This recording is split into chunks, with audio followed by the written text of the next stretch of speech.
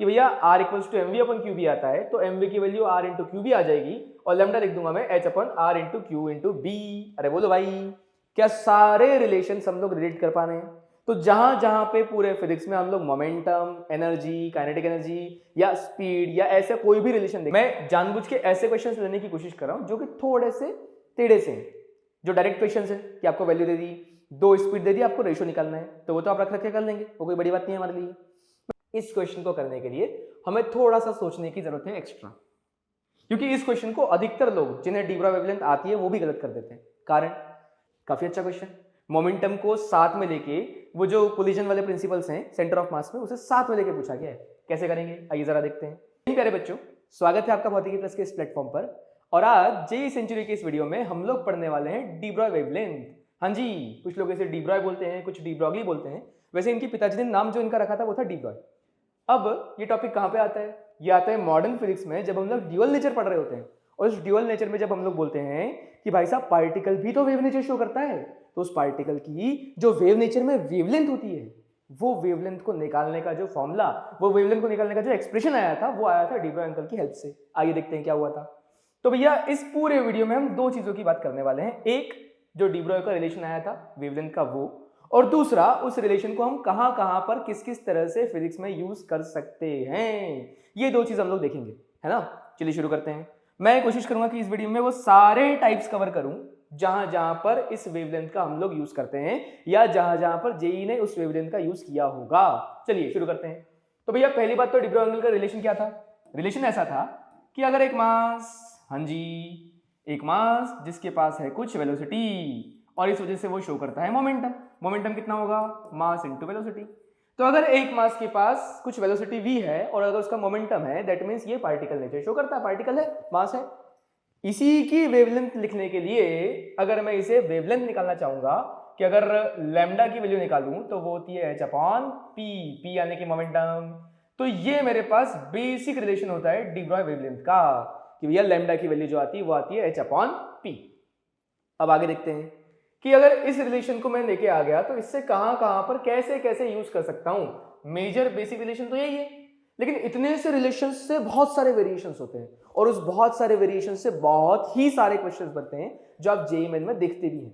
मतलब कभी कभी तो ऐसा होता है कि जेईई मेन का कोई भी सेशन बिना इस फॉर्मूले के, इस डी ब्रॉय रिलेशन के यूज के हो ही नहीं सकता। एक न एक क्वेश्चन तो आना ही आना है। तो आइए देखते हैं कि आखिर ये इतना इंपॉर्टेंट क्यों रखता है, इंपॉर्टेंस क्यों रखता है, और आखिर इसके क्वेश्चंस किस किस तरह के बन सकते हैं। चलिए भैया पहला रिलेशन सबसे बेसिक वाला अगर मैं बात करूं तो मैं रिलेशन निकालना चाहता हूं using kinetic energy and speed. अब देखो मोमेंटम तो आ ही गया है, अगर मोमेंटम आ गया है और अगर मैं स्पीड की बात करना चाहूंगा तो बहुत आसान है मेरे लिए। कैसे कि मैं बोल सकता हूं यहां पर अगर मेरे पास में लैम्डा आ गया है h अपॉन पी, तो मुझे पता है कि जो P होता है वो क्या होता है, वो होता है h अपॉन एम वी। इसलिए मैं सीधे सीधे बोल सकता हूं कि भाई साहब लैम्डा का रिलेशन वेलोसिटी के साथ क्या हो जाएगा, h अपॉन एम वी। या अगर मुझे v निकालना है तो मैं निकाल सकता हूं h अपॉन एम लैम्डा। आएगा, बिल्कुल सही बात है। लेकिन वहीं पर अगर मेरे पास में काइनेटिक एनर्जी का रिलेशन पता है, तो आपको पता है काइनेटिक एनर्जी होती है पी स्क्वायर अपॉन 2m। ये कैसे आया, मैं शुरुआत से ही बताता हूँ आपको, कुछ रटना नहीं है हमें। भाई मुझे पता है काइनेटिक एनर्जी होती है हाफ एम वी स्क्वायर, ये पता है कि मुझे, हाँ हाँ ये तो पता है। अब मैंने क्या किया, मैंने मास से मल्टीप्लाई किया और मास से डिवाइड किया, तो देखो जरा m स्क्वायर वी स्क्वायर आ जाएगा, यानी कि मेरे पास आ जाएगा 1/2m नीचे, ऊपर m का स्क्वायर और v का भी स्क्वायर। तो जरा मुझे बताना काइनेटिक एनर्जी की वैल्यू कितनी आ गई, mv का स्क्वायर यानी कि p का square upon 2m। That means momentum की वैल्यू कितनी, वो आ जाएगी √2m times of kinetic energy. हाँ जी, आया क्या? अब सर इसका क्या यूज करेंगे, आओ जरा देखते हैं। तो अगर मैंने बोला कि मैं लैम्डा निकालना चाहूंगा, लैम्डा हो जाएगा क्या, h अपॉन मोमेंटम। और ये जो बेसिक रिलेशन है इससे मुझे पता है ना कि मोमेंटम कितना होता है, वो होता है √2m काइनेटिक एनर्जी। हाँ जी, दैट मींस मेरे पास काइनेटिक एनर्जी से मोमेंटम निकालने का और मोमेंटम से वेवलेंथ निकालने का जो डायरेक्ट तरीका आया वो आया lambda equals to h upon √2m kinetic energy. ध्यान देना, यहां से अगर मैं देखूं बेसिक रिलेशंस जो मैंने आते जा रहे हैं वो बता रहा हूं मैं। यहां से अगर देखूं तो लैम्डा का रिलेशन वेलोसिटी से आया 1/v, है ना। फिर आगे गया और यहाँ पर लेमडा का रिलेशन काइनेटिक एनर्जी से आया है 1/रूट kinetic energy for a same mass particle. Mass सेम रहेंगे, एक ही पार्टिकल की बात कर रहा हूं मैं। थोड़ा सा आगे बढ़ा, मैंने बोला भैया और बताओ, और मेरे पास आया गैसियस मॉलिक्यूल के लिए। अब अगर एक मॉलिक्यूल है जो कि गैस का मॉलिक्यूल है और अगर वो किसी टेम्परेचर T पर, जो कि एब्सोल्यूट टेम्परेचर है, और वहां पर ऐसे वाइब्रेट्स कर रहा है, ऐसे कुछ जिगजैग मोशन कर रहा है, तो उस केस में मैं बोलूंगा कि जो मॉलिक्यूल होता है उस मॉलिक्यूल की जो काइनेटिक एनर्जी होती है वो होती है बेटा F/2 RT। याद करो, हमने बोला था कि 1/2 RT। अच्छा, ये तो मोल की हो गई। अगर मैं मॉलिक्यूल की बात करूंगा तो मैं बोलूंगा F/2 kT। ठीक बात है ना, पर मॉलिक्यूल। इसका मतलब 1/2 kT पर डिग्री ऑफ फ्रीडम होती है, और F का मल्टीप्लाई कर दिया, जहां पर F क्या है, F है हमारे पास डिग्री ऑफ फ्रीडम। वही वो ट्रांसलेशन में 3 फिर रोटेशन में और ऐड कर देते हैं हम लोग, तो F डिग्री ऑफ फ्रीडम आ गई, और T जो है वो है हमारे पास एब्सोल्यूट टेम्परेचर, है ना भैया। K क्या है, कि हमारे पास बोल्ट्जमैन कांस्टेंट है। तो अगर मैंने काइनेटिक एनर्जी की जगह पर इसकी वैल्यू रख दी कि अगर ये मॉलिक्यूल है, कुछ मास इसका घूम रहा होगा, तो इसका मॉलिक्यूल का मास अगर m है, स्पीड v है, तो काइनेटिक एनर्जी ये आ गई। इन दैट केस मैं बोल सकता हूं कि भैया मेरे पास लेमडा क्या आ गया था, लेमडा आया था h/√2m काइनेटिक एनर्जी, और काइनेटिक एनर्जी की वैल्यू क्या लिख दूंगा मैं, F/2 kT। आओ जरा रखते हैं, तो h/√2m इंटू F/2 kT, 2 से 2 कैंसल, यानी कि मेरे पास आ गया h/√f/m k और t। फिर क्या चाहिए भाई, f है डिग्री ऑफ फ्रीडम। अलग अलग मॉलिक्यूल का अलग अलग, मुझे पता है कि वो जो मोनो एटॉमिक मॉलिक्यूल्स होते हैं उसमें डिग्री ऑफ फ्रीडम 3 होता है। डायटोमिक में हम लोग देखते हैं कि डिग्री ऑफ फ्रीडम 5 हो जाता है, 3 ट्रांसलेशन और 2 रोटेशन मिलके। फिर अगर पॉलीएटॉमिक में जाएंगे तो अगर लीनियर मॉलिक्यूल हुआ तो वो डायटोमिक जैसे ही 5 होता है, और अगर नॉन लीनियर हुआ तो 6 हो जाता है। वहां पर वाइब्रेशन की अगर अलग से दी होती तो ऐड करते हैं। तो ये सारी चीजें आपने केटीजी में, काइनेटिक थ्योरी ऑफ गैसेस में, डिग्री ऑफ फ्रीडम वाले पार्ट में पढ़ा होगा, या जो इक्विपार्टीशन ऑफ एनर्जी आया था वहां पर आपने ये एनर्जी निकालना सीखा है। लेकिन मेरे पास जो रिलेशन आया लेमडा का वो आया h/√fm kT। तो जरा मुझे बताओ कि अगर एक मॉलिक्यूल है, अगर एक गैस का मॉलिक्यूल है, तो उसका F तो कांस्टेंट है, m उसका मॉलिक्यूलर मास है, मॉलिक्यूलर ध्यान देना, बोला नहीं, मॉलिक्यूलर मास है वो भी कांस्टेंट है, k बोल्ट्जमैन कांस्टेंट वो भी कांस्टेंट है। तो मेरे पास डायरेक्टली जो रिलेशन आया वो आया lambda is proportional to 1/√T। अलग अलग टेम्परेचर लाते जाओ, अलग अलग लेमडा निकालते जाओ। ध्यान देना बेटा, हर स्क्रीन पर, हर एक स्लाइड पर मैं एक एक रिलेशन निकाल रहा हूं, और यही रिलेशंस आपके क्वेश्चंस में काम आते हैं कि टेम्परेचर बढ़ाओगे तो लेमडा कम होगा, फिर सिमिलरली यहाँ पर काइनेटिक एनर्जी बढ़ती जाएगी, लेमडा कम होता जाएगा, लेकिन दोनों प्रोपोर्शनलिटी रूट के फॉर्म में, इनवर्स ऑफ रूट। लेकिन वहीं पर स्पीड बढ़ाओगे तो लेमडा कम होगा, लेकिन वो लीनियर इनवर्स के फॉर्म में आया है। चलिए आगे बढ़ते हैं। फिर मैंने बोला कि भाई साहब de Broglie relation for a charge particle accelerating with potential v। चलिए, अगर एक चार्ज पार्टिकल है, मान लिया q, और इसको v पोटेंशियल डिफरेंस से एक्सेलरेट किया गया, तो क्या होगा, तो कुछ ऐसा होगा कि जो इसका एनर्जी का डिफरेंस आएगा, जो इसमें एनर्जी आ जाएगी, वो कितनी आ जाएगी, वो एनर्जी आ जाएगी कुछ यहाँ पर q और डेल्टा v पोटेंशियल डिफरेंस है, डेल्टा v बोल देता हूं मैं। तो इसका मतलब यहाँ पर जो चेंज इन एनर्जी आएगी delta E, that will B q delta v, है ना। Change in energy is charge into potential difference, this is change in potential energy, और वही काइनेटिक एनर्जी के फॉर्म में हमें दिखेगा। इन दैट केस हम लोग बोल सकते हैं कि भैया जो लेमडा आता है h/रूट, देखो काइनेटिक एनर्जी का रिलेशन क्या आया था हमारे पास, वो आया था √2m k। तो अगर मैं p की जगह, मोमेंटम की जगह यहाँ पर √2m काइनेटिक एनर्जी लिख दूं, और क्या करूं, काइनेटिक एनर्जी को लिख देता हूं पोटेंशियल डिफरेंस के फॉर्म में, तो वो आ जाएगा 2m q into delta v। तो भैया यहां से मेरे पास रिलेशन आ रहा है कि लेमडा की वैल्यू होती है h/√2m q delta v। q क्या है, q है चार्ज ऑफ दैट पार्टिकल, और डेल्टा v क्या है, डेल्टा v है वहां पर लगाया हुआ पोटेंशियल डिफरेंस। ये मानते हुए कि इनिशियल में काइनेटिक एनर्जी नहीं थी, अगर होती तो उसको भी यहाँ पे ऐड कर देता मैं। फिर मैंने देखा कि मास क्या है, m is mass of that charge particle, है ना, इसका मास m है, चार्ज q है। तो मेरे पास फाइनल रिलेशन जो आया वहां से मैं देख सकता हूं कि for a specific charge particle जिसका मास और चार्ज आपको पता है, उसके लिए लैम्डा लिख सकता हूं मैं प्रोपोर्शनल टू 1/रूट डेल्टा v। बोलो भैया, रिलेशंस पे रिलेशंस आते जा रहे हैं हम लोग। एक बेसिक सा रिलेशन आया था h/p, h अपन मोमेंटम में, मोमेंटम पे हमने काइनेटिक एनर्जी लिखा, फिर गैस मॉलिक्यूल की काइनेटिक एनर्जी अलग से लिखा, फिर यहां पर देखे तो उसी काइनेटिक एनर्जी को पोटेंशियल डिफरेंस के फॉर्म में लिख के ले आए हम लोग, है ना। चलिए, अब और कौन सा फॉर्म आ सकता है, ये तो जनरल फॉर्म हो गया जो हम लोग देखते हैं, ठीक। अच्छा, कभी कभी आप स्पेशली इलेक्ट्रॉन की बातें करते हैं, तो अगर मैं बात करूं फॉर स्पेसिफिक इलेक्ट्रॉन, अगर मैं सिर्फ इलेक्ट्रॉन की बात करूं कि फॉर इलेक्ट्रॉन, बहुत सारे केसेस ऐसे देखने को मिलते हैं। तो इलेक्ट्रॉन के केस में क्या होता है कि लैम्डा जो आता है वो वैसे ही निकालते हैं h अपॉन रूट, ये वाला जो बेसिक रिलेशन आया था हमारे पास में 2m/q into delta we, 2m/q और डेल्टा वी को लिख दिया मैंने v। इलेक्ट्रॉन के लिए क्या होता है कि जब आप यहाँ पर रिलेशन लिखते हो और सारी वैल्यूज रखते हो, क्योंकि आपको पता है कि इलेक्ट्रॉन के लिए q कितना लिखोगे, q लिखोगे चार्ज ऑफ इलेक्ट्रॉन और m लिखोगे मास ऑफ इलेक्ट्रॉन। तो मास of electron, charge of electron है ना, E और V, सारी वैल्यूज रखने के बाद में जो रिलेशन मिलता है वो आता है हमारे पास lambda equals to root over 150/v, और ये आता है आपके पास V जो आता है, या जो ये लिखते हैं सारी चीजें, ये सारी की सारी चीजें लिखते हैं हम लोग इलेक्ट्रॉन वोल्ट में, है ना। तो जो लैम्डा आता है वो आता है हमारे पास एंगस्ट्रॉम में। क्या सोच पाएंगे, कोई समस्या? बेटा ये एक बेसिक रिलेशन आता है जिसको हम लोग इलेक्ट्रॉन के लिए डायरेक्टली यूज कर लेते हैं, और अधिकतर क्वेश्चंस में आपको डायरेक्टली यूज करना भी पड़ेगा। बढ़े आगे, चलिए थोड़ा सा आगे बढ़ते हैं। फिर बोला कि भाई साहब डी ब्रॉय वेवलेंथ का रिलेशन अगर मैग्नेटिक फील्ड में चार्ज पार्टिकल मूव करेगा तब क्या आएगा। देखो ये थोड़ा सा अलग है, कहाँ मॉडर्न फिजिक्स कहाँ मैग्नेटिक फील्ड, लेकिन मैग्नेटिक फील्ड के क्वेश्चंस में भी कभी कभी डी ब्रॉय वेवलेंथ यूज कर ली जाती है। कैसे, आओ जरा देखो कि मान लिया कहीं पर एक मैग्नेटिक फील्ड का रीजन है ना, कहीं पर ऐसी जगह है जहां पर मैग्नेटिक फील्ड पाई जा रही है, ये ऐसे रख देता हूं मैं। अगर इस जगह पर मैग्नेटिक फील्ड पाई जा रही है कुछ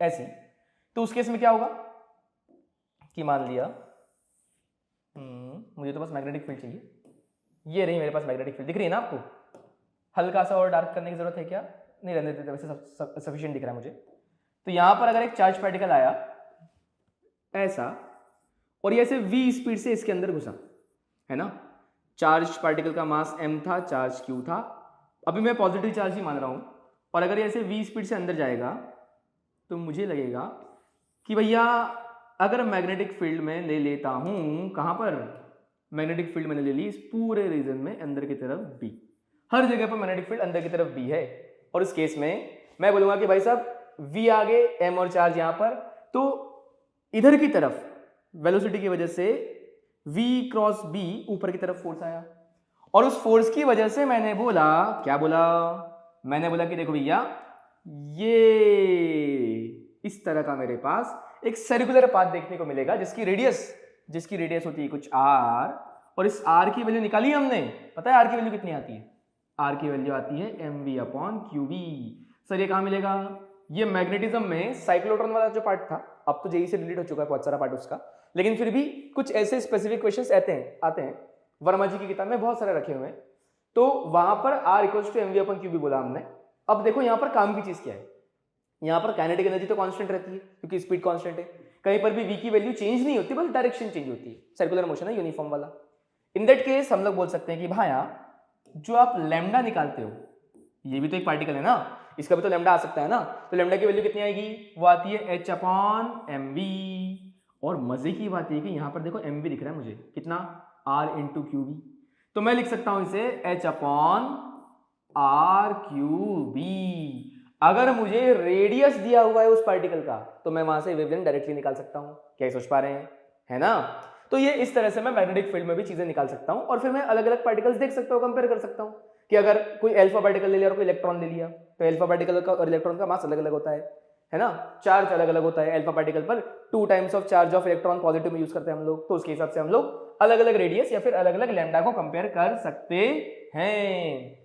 हाँ जी, तो देखो जीरो गिनो, कौन कौन से रिलेशन देखे हमने, एक देखा lambda equals to h/p basic relation, h/mv, फिर वहां से वेलोसिटी का रिलेशन देखा, फिर आगे जाके काइनेटिक एनर्जी का रिलेशन देखा हमने कि lambda equals to h/√2m kinetic energy आ जाएगा, फिर आगे जाके वहीं पर काइनेटिक एनर्जी की जगह पर हमने अगर मैं गैस मॉलिक्यूल की बात करूं तो वहां पे लिखा हमने F/2 kT, तो वहां से F का डिग्री ऑफ फ्रीडम का रिलेशन आया हमारे पास। आगे गए तो चार्ज पार्टिकल को एक्सीलरेटिंग पोटेंशियल दिया Q डेल्टा V आया, और काइनेटिक एनर्जी की जगह हमने लिखा Q इंटू डेल्टा V, तो हमारे पास आ गया h/√2m Q डेल्टा V, है ना। और उसके बाद आगे गए और आगे जाके हमने मैग्नेटिक फील्ड में रिलेशन देखा, और वो हमारे पास आया कि भैया r = mv/qb आता है, तो mv की वैल्यू r/qb आ जाएगी, और लैम्डा लिख दूंगा मैं h/r/q/b। अरे बोलो भाई, क्या सारे रिलेशन हम लोग रिलेट कर पा रहे हैं। तो जहां जहां पे पूरे फिजिक्स में हम लोग मोमेंटम, एनर्जी, काइनेटिक एनर्जी या स्पीड या ऐसे कोई भी रिलेशन देखते हैं, वहां पर हम लोग डी ब्रॉय वेवलेंथ को डायरेक्टली यूज कर सकते हैं। अब सर इसके यूज क्या है, एप्लीकेशन पार्ट क्या है, किस तरह से क्वेश्चंस होंगे, मैं सीधे उस पर आता हूं। तो पहला क्वेश्चन, मैं जानबूझ के ऐसे क्वेश्चंस लेने की कोशिश कर रहा हूं जो कि थोड़े से टेढ़े से हैं। जो डायरेक्ट क्वेश्चंस है कि आपको वैल्यू दे दी, 2 स्पीड दे दी, आपको रेशियो निकालना है, तो वो तो आप रख रख के कर लेंगे, वो कोई बड़ी बात नहीं है हमारे लिए। मैं थोड़े से टेढ़े क्वेश्चंस पे जा रहा हूं, है ना। आइए जरा देखते हैं। तो a nucleus of mass capital M at rest splits into two parts having masses m'/3 and 2m'/3। ये 2022 में आया हुआ है, रेशियो ऑफ डी ब्रोग वेवलेंथ। अब बेटा देखना, इसे ना बहुत सारे लोग ऐसे सॉल्व करने बैठ जाते हैं। पहले क्वेश्चन पहली बार जे एडवांस में आया था, उसके बाद जेईई मेन में 2 बार आ चुका है और आने की संभावना रहती है इसके। करेंगे कैसे आप देखते हैं। हमने बोला कि अगर कैपिटल एम मास है और यह टूट के 2 पार्ट में डिवाइड कर गया, कौन कौन से पार्ट में, एक पार्ट है हमारे पास 2m'/3 और एक पार्ट है हमारे पास ये जो कि है m'/3। ठीक, न्यूक्लियस टूटा है, 2 पार्ट में डिवाइड किया। अब वो मास अलग अलग है, उससे मैं मतलब नहीं, देखिए लिखा है कि m' is less than m, तो ये जो मासेस हैं वो अलग होंगे उससे, कैपिटल M से। ठीक है, अगर डिवाइड हो गया तो हमें निकालना है कि भाई साहब रेशियो ऑफ डी ब्रोग वेवलेंथ। अब इसमें स्पीड होंगी, क्यों होंगी, क्योंकि वो एनर्जी का लॉस हुआ है मास डिफेक्ट की वजह से। न्यूक्लियस में पढ़ते हैं हम लोग कि मास अगर अलग अलग है तो मास डिफेक्ट है, यानी कि एनर्जी का लॉस हुआ है वहां पर, डेल्टा mc²। उस केस में ये जाएगा इधर और ये जाएगा इधर, है ना। हम निकाल भी सकते हैं कि कितना मास का लॉस हुआ है, कितना एनर्जी आया है, उससे दोनों की एनर्जी निकाल सकते हैं, दोनों की स्पीड निकाल सकते हैं। लेकिन मुझे ये पता है कि अगर इसकी स्पीड v1 आई और इसकी स्पीड कितनी v2 अगर आई, अगर इसका मोमेंटम p1 आया और इसका मोमेंटम p2 आया, तो भैया दुनिया इधर की उधर हो जाए। लेकिन अगर हमने बाहर से कोई फोर्स नहीं लगाया, ये अपने आप अगर स्प्लिट हुआ है, टूटा है, तो इसका मतलब इसका सेंटर ऑफ मास रेस्ट पर रहेगा उस फ्रेम में, और इसका मतलब आगे वाला मोमेंटम और पीछे वाले मोमेंटम की वैल्यूज इक्वल होंगी, तभी तो प्लस और माइनस मिलके 0 हो जाएगा। तो मुझे पता है कि p1 की वैल्यू और p2 की वैल्यू आपस में बराबर, और भैया लैम्डा जो होता है वो कितना होता है, प्रोपोर्शनल टू 1/p। तो इसका मतलब λ1/λ2 will be equals to p2/p1। और मजे की बात ये कि p1 और p2 कैसे हैं, बराबर। तो आंसर क्या आ गया, 1:1। कौन सा, सी ऑप्शन, है ना। ऐसे ही आपको अलग अलग केसेस देंगे, स्पीड अलग देंगे, काइनेटिक एनर्जी अलग देंगे, क्या करोगे, वैल्यू रखेंगे, रिलेशन निकालेंगे और आंसर निकालेंगे। आगे बढ़ते हैं, थोड़े से और टेढ़े क्वेश्चन देखते हैं। अगला क्वेश्चन मेरे पास क्या आया कि ओहो इलेक्ट्रॉन मास m है, इनिशियल स्पीड v0 है ऐसे i के डायरेक्शन में, और मूव कर रहा है इलेक्ट्रिक फील्ड जो कि -E0 i के डायरेक्शन में, और उसमें इनिशियल लैम्डा नॉट जो है वो है h/v0। तो फाइनल बताओ टी टाइम के बाद कितना होगा। चलिए क्वेश्चन देखते जरा। ये है हमारे पास इलेक्ट्रॉन, नेगेटिव चार्ज है इलेक्ट्रॉन में, और इसकी स्पीड v0 है, क्योंकि मुझे बोला गया है कि i कैप की तरफ इनिशियल डायरेक्शन में स्पीड v0 है। ये इधर मान लिया मैंने i कैप और इधर मान लिया मैंने j कैप। फिर क्या, फिर मैंने बोला कि भाई इस इलेक्ट्रॉन में मास दिया है स्मॉल m और चार्ज मुझे पता है होता है E के बराबर, है ना, माइनस लिखा हुआ ऑलरेडी। अब जरा सोचना कि अगर इलेक्ट्रिक फील्ड ऐसे नेगेटिव डायरेक्शन में है, क्वेश्चन में लिखा है ना कि इलेक्ट्रिक फील्ड है -E0 i cap, obviously constant है, -E0 तो कांस्टेंट वैल्यू है कुछ। तो अगर इलेक्ट्रिक फील्ड ऐसी है, ये ऐसी, अगर इलेक्ट्रिक फील्ड अपोजिट डायरेक्शन में इस तरह से है, तो जरा मुझे बताओ कि क्या बताओगे, इलेक्ट्रॉन पर फोर्स किधर होगा। Tough question, not really. जरा बताओ इलेक्ट्रॉन पर फोर्स कैसे निकालूं मैं। भैया देखो पॉजिटिव चार्ज पर फोर्स इलेक्ट्रिक फील्ड के डायरेक्शन में होता है, तो इलेक्ट्रॉन तो नेगेटिव चार्ज है, यानी कि उस पर फोर्स इलेक्ट्रिक फील्ड के अपोजिट डायरेक्शन में होगा। तो इसका मतलब इस पर फोर्स इधर ही आएगा, और उस फोर्स की वैल्यू पता है कितनी होगी, मैग्नीट्यूड, वो होगा E into E, charge into electric field, force आ गया। और ये फोर्स अगर E है तो क्या मैं एक्सेलरेशन निकाल सकता हूं। अरे तू कहां रह गया भाई, इधर आ। हाँ, अगर मुझे एक्सेलरेशन निकालना है तो वो आ जाएगा फोर्स अपॉन मास, यानी कि E/m, and direction of acceleration will be forward direction, rightward direction, है ना। तो किसी टी टाइम के बाद में यही इलेक्ट्रॉन क्या कुछ ज्यादा स्पीड से चल रहा होगा, बिल्कुल सही बात है, ये इलेक्ट्रॉन थोड़ी सी ज्यादा स्पीड से चल रहा होगा। कितनी ज्यादा, अरे कितनी, क्या निकाल लो, कैसे निकाल लो, एक्सेलरेशन है, इनिशियल स्पीड है, फाइनल स्पीड निकालते कैसे टी टाइम के बाद में, v equals to u plus at। तो v इक्वल्स टू u यानी कि v0 प्लस a यानी कि E/m इंटू t। कितना टाइम दिया हुआ है क्वेश्चन में, किसी टाइम, कहाँ है टाइम, t, ओके, टी ये रैंडम टाइम टी। अब मुझे निकालना है कि इस समय पर डी ब्रॉय वेवलेंथ कितनी हो जाएगी। तो भैया अगर आपको लैम्डा निकालना है तो वो तो होता है एच अपॉन एम वी, यानी कि एच अपॉन एम इंटू ये मतलब v naught plus e by m into t. नहीं आया?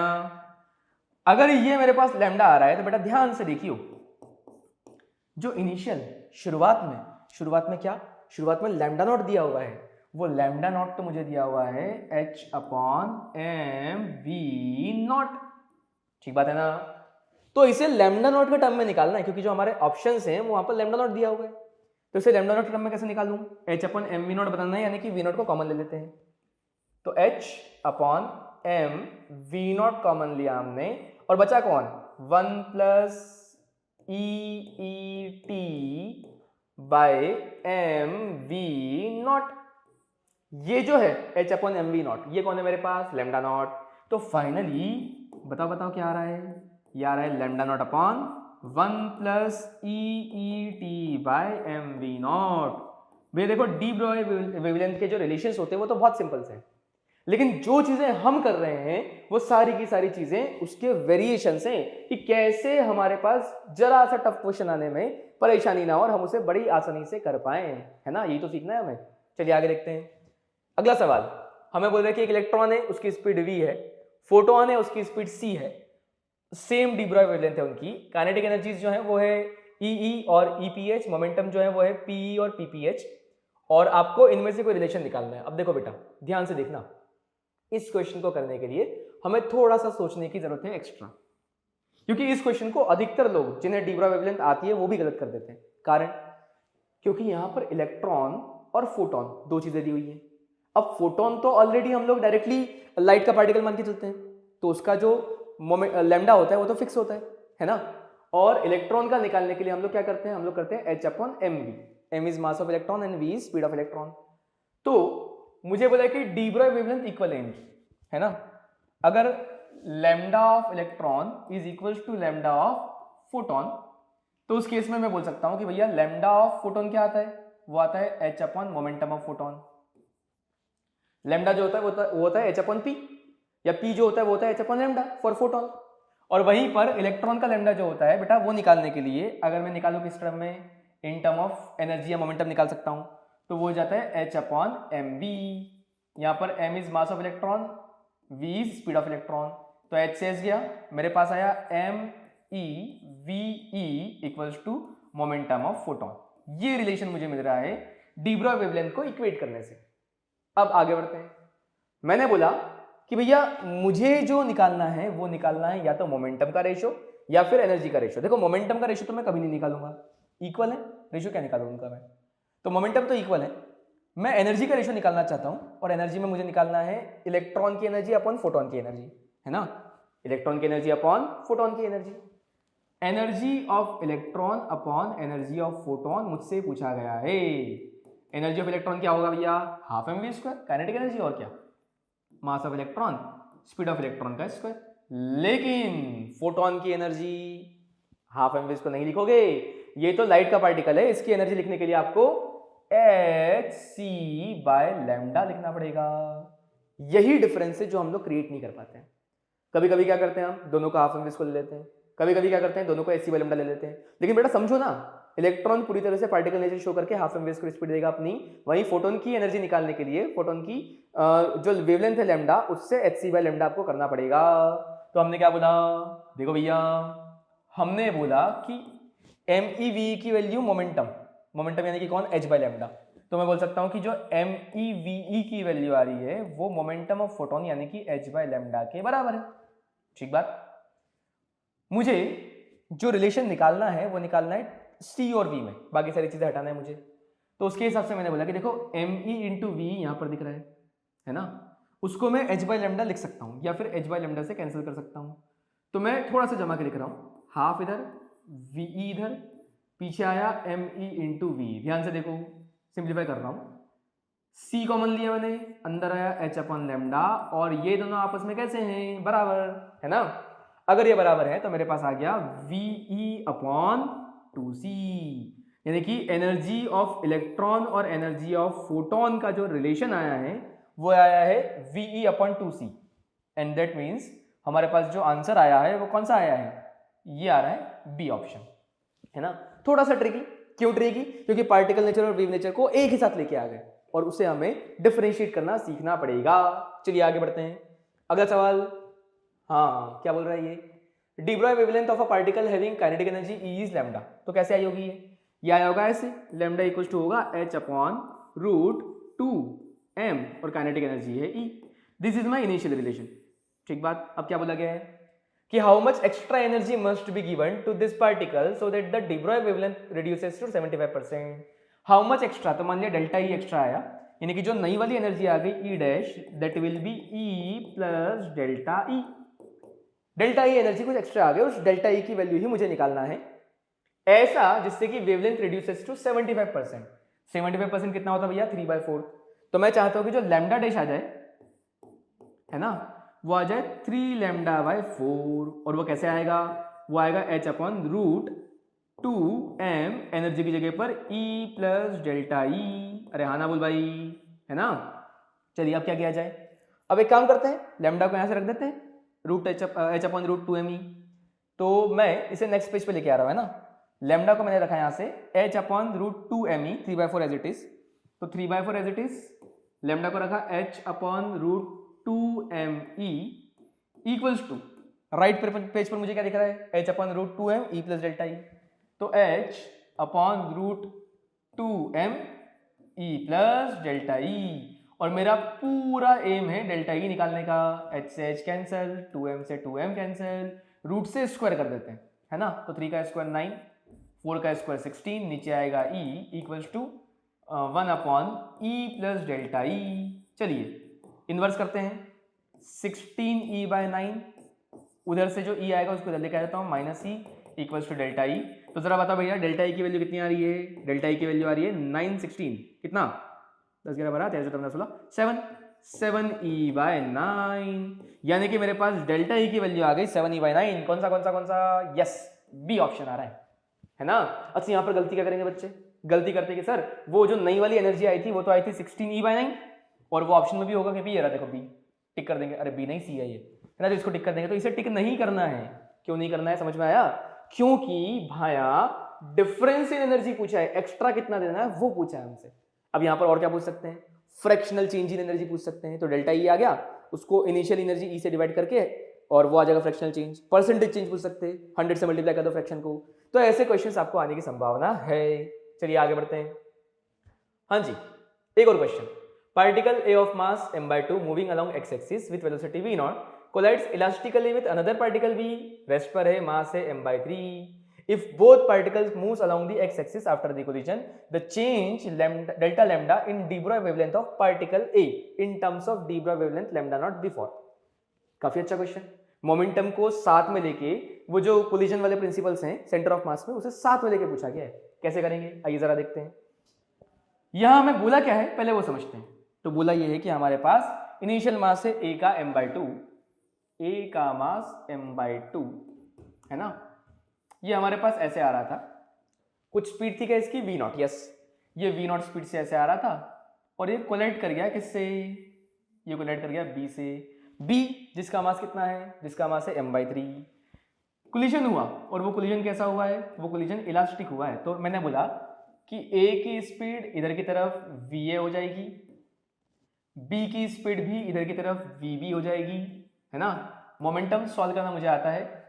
जब मैं कोलिजन्स देखता हूं तो एक इक्वेशंस तो आती है मोमेंटम की और दूसरी आती है कोफिशिएंट ऑफ रेस्टिट्यूशन की।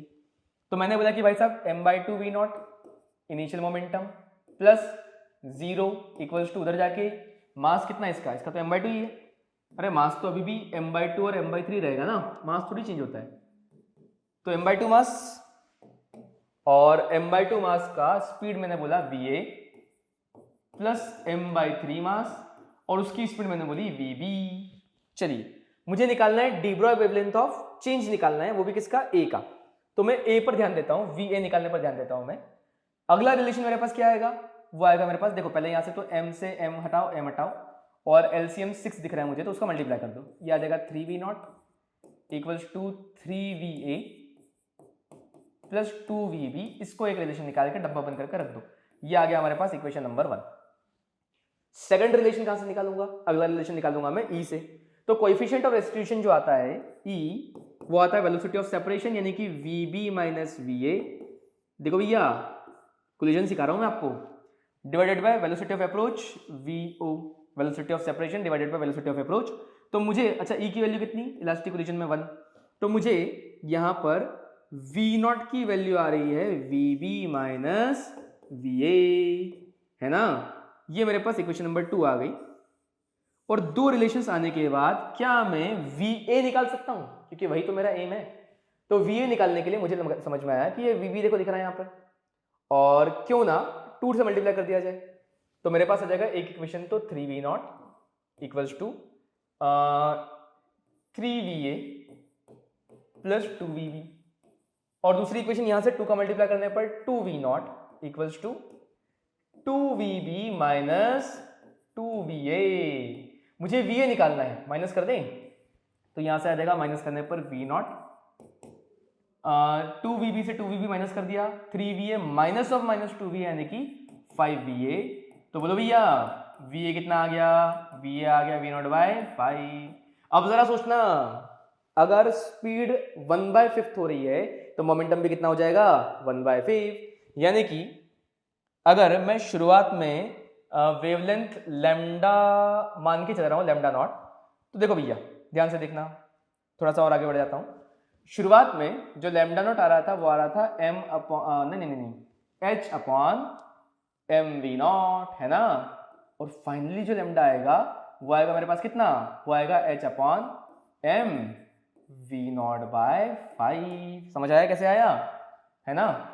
तो ये मेरे पास कितना आ गया? ये आ गया 5 times of H upon mv0, और H अपॉन mv0 कितना है? Lambda not.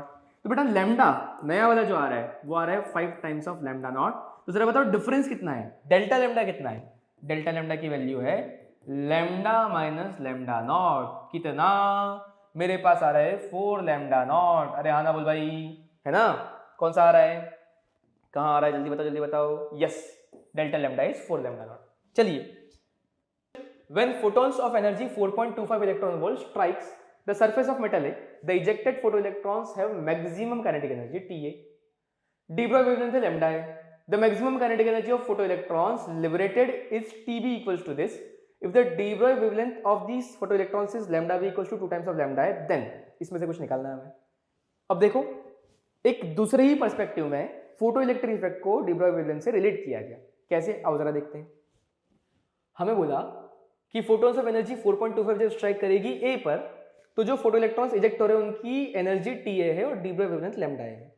पहले तो जो दिया है वो लिखते हैं बेटा। क्या दिया हुआ है? काफी डिफरेंट क्वेश्चन है ये, एडवांस में आया हुआ एक बार। तो मेटल ए, मान लिया इसका वर्क फंक्शन 5a होगा। उस केस में इस पर जो फोटोन आ रहा है उस फोटोन की एनर्जी कितनी? उस फोटोन की एनर्जी दी हुई है 4.25 इलेक्ट्रॉन वोल्ट, 4.25 इलेक्ट्रॉन वोल्ट। और जो इलेक्ट्रॉन निकल रहा है यहां से बाहर, उस इलेक्ट्रॉन के पास जो फाइनल चीजें दिख रही है मुझे कि काइनेटिक एनर्जी जो आएगी वो आ रही है मेरे पास TA, है ना। इसकी वैल्यू कितनी होगी? इसकी वैल्यू होगी 4.25 जितनी है -5 ऑफ A, ठीक है ना। सिमिलरली ऐसा ही बी मेटल होगा। मेटल बी की अगर बात की जाए तो मेटल बी भी तो ऐसे कुछ बोल रहे हैं कि मेटल बी जिसका वर्क फंक्शन 5b है, उस पर जो फोटोन आया उस फोटोन की जो एनर्जी थी वो कितनी थी? उस फोटोन की एनर्जी थी हमारे पास में 4.70। तो ये आ गया 4.70 इलेक्ट्रॉन वोल्ट। और जो बाहर निकला इलेक्ट्रॉन, जो फोटो इलेक्ट्रॉन है हमारे पास में, उसके पास जो मैक्सिमम काइनेटिक एनर्जी बचेगी TB, वो आएगा हमारे पास 4.70 माइनस 5b। सर आपने इसे T से ही क्यों डिनोट किया? बेटा मैंने नहीं किया, क्वेश्चन ने किया। TA और TB हमें दी हुई है मैक्सिमम काइनेटिक एनर्जीज। अब रेशियो ऑफ लैम्डा दिया हुआ है, मुझसे कुछ क्वेश्चन पूछे गए। तो भैया लैम्डा कितना दिया हुआ है? Ratio lambda B upon lambda दिया हुआ है 2, है ना। मैंने बोल दिया कि भैया देखो लैम्डा बी अपॉन लैम्डा जो दिया है वो तो आपने दे दिया 2, लेकिन मुझे पता है लैम्डा क्या होता है। लैम्डा होता है H upon √2m kinetic energy, यानी कि inversely proportional to root over kinetic energy. इसका मतलब यहाँ पर आ जाएगा root over kinetic energy of of A divided by kinetic energy of B. अरे बोल भाई, ये तो मेरे पास है 2, एनर्जीज मुझे दी हुई है T A and T B. नहीं आया? अच्छा, मजे की बात ये है कि मुझे टी और टी बी में रिलेशन दिया हुआ है बेटा। क्वेश्चन में मुझे दिया हुआ है कि ये देखो टी बी इज 1.5 माइनस कर दो टी ए में से और आ जाएगा। तो T B is T A minus 1.5। जब मैंने टी बी को टी ए माइनस 1.5 लिखा तो ये कितना हो जाएगा? देखो टी ए इंटू नीचे आ जाएगा टी ए माइनस 1.5। क्या किया जाए? स्क्वायर किया जाए, मल्टीप्लाई किया जाए। 4 आ जाएगा, 4 into T A 4 T A minus 4 into 1.5 आ जाएगा कितना? 6 इक्वल्स टू टी ए। तो भैया देखो इधर 3 टी ए इक्वल्स टू 6। अगर 3 टी ए इक्वल्स टू 6 है तो टी ए कितना है? 2 है। और क्या यहाँ पे आ जाएगा टी ए इक्वल्स टू 2, है ना? इलेक्ट्रॉन वोल्ट में आएगा ये। अब टी ए की वैल्यू अगर 2 आ गई तो टी बी कितना? 2 माइनस 1.5, यानी कि टी बी की वैल्यू यहाँ से आ जाएगी मेरे पास 2 माइनस 1.5 टी ए माइनस 1.5, जो कि आ जाएगा मेरे पास 0.5 इलेक्ट्रॉन वोल्ट। फिर और क्या पूछा है क्वेश्चन में? और मुझसे पूछे हैं वर्क फंक्शंस फाई ए और फाई बी, है ना? ये फोटोइलेक्ट्रिक इफेक्ट की इक्वेशन लिखी थी हमने, आइंस्टाइन इक्वेशन। तो अगर फाई ए और फाई बी पूछा मुझसे तो देखो यहाँ पे देखो फाई ए निकालना है। क्या करूँ? 4.25 में से टी ए घटा दूँ। तो फाई ए निकालने के लिए 4.5 माइनस टी ए कितना है? 2। कितना आ जाएगा? 2.5 इलेक्ट्रॉन वोल्ट, है ना? और अगर मुझे 5b निकालना होगा तो वो क्या हो जाएगा भैया? वो हो जाएगा 4.7 माइनस 5b और 4.7 माइनस टी बी। तो 4.7 माइनस टी बी कितना? 0.5। घटा दो भैया, कितना आ जाएगा? 4.7 माइनस 5 3 इलेक्ट्रॉन वोल्ट। कौन सा ऑप्शन? फटाफट बताओ। वर्क फंक्शन ए का 2.25 है क्या? ए का वर्क फंक्शन 2.5 है, 2.25 नहीं है। बी का वर्क फंक्शन 4.20 है क्या? 4.3 है, नहीं है। 4.20। टी ए 2 है क्या? टी ए की वैल्यू 2, यस हाँ है। और टी बी की वैल्यू 2.75 है क्या? टी बी की वैल्यू नहीं 0.5 है। तो इस तरह से मेरा आंसर आ रहा है C, T A equals to 2 electron volt. ठीक है भैया? तो इस तरह से आपको बहुत सारे क्वेश्चंस मैंने करवाए हैं। आप ये सारे क्वेश्चंस एक बार ट्राई कीजिए और इन सारे क्वेश्चंस में से जितने भी मेजर कॉन्सेप्ट्स निकल रहे हैं उन्हें एक बार ठीक से लिखिए। और जितने क्वेश्चंस आपको जेईई मेन और जहां पर भी दिख पाए डी ब्रॉय वेवलेंथ के लिए, वो सारे के सारे आज ही बैठकर कर दीजिए। All the best.